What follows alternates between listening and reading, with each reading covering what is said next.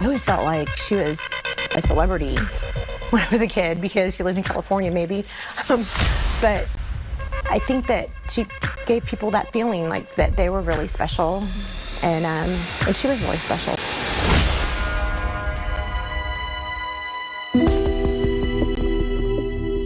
Krista Ramey remembers visiting this Scripps Ranch house as a kid. Her aunt, Georgia Joe Haggai, lived here. The woman who was once a pageant queen in Michigan packed up in her early 20s and moved out to sunny San Diego. Here, Georgia became a successful businesswoman in the 80s. She owned her own company, home, and earned the reputation of a civic leader. Georgia was known for being outgoing and easy to talk to. I remember conversations that were really intimate. Like, you felt connected to her. The proof is in these faded pictures. Book from her birthday party, from her 40th birthday party. Filled with memories and messages from people who clearly loved her. So many good memories in just 1 year that I really look forward to your 80th. That's a birthday she would never get to.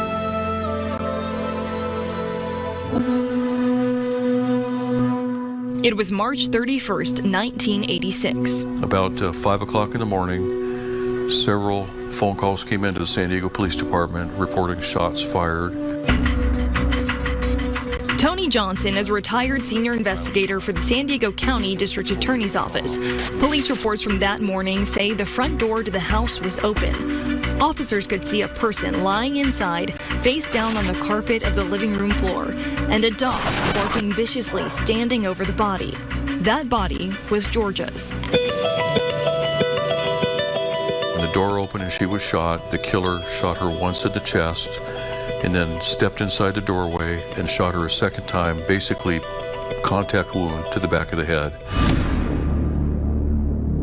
What does a shooting like that say about the possible motive? Well, it's clearly an execution because it's not an accidental shooting, it's not an anger shooting. It's somebody who thought about it and deliberately targeted Georgia to kill her. Police say the shooter used a revolver to shoot and kill Georgia. No shell casings were found at the scene.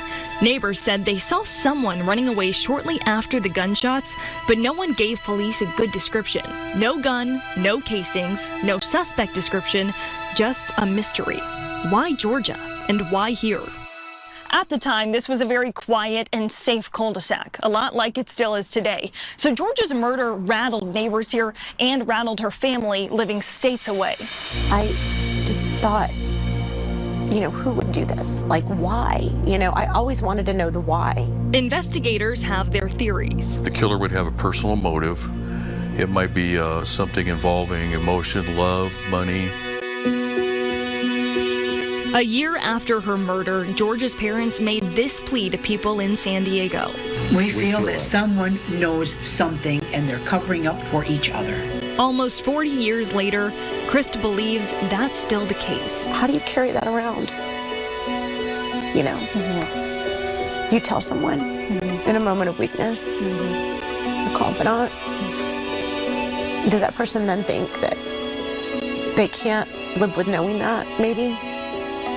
Maybe if whoever did this is dead, maybe someone that knows that they did it can, help with that. I don't know. Someone knows. Somebody out there this killer has talked to, it's got to have happened. So we're hoping that that person will see this and call us up and do the right thing.